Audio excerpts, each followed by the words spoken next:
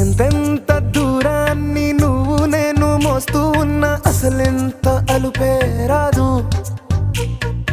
ఎన్నెన్ని తీరాలు నీకు నాకు మధ్యన ఉన్నా కాస్తైనా అట్టే కాదు.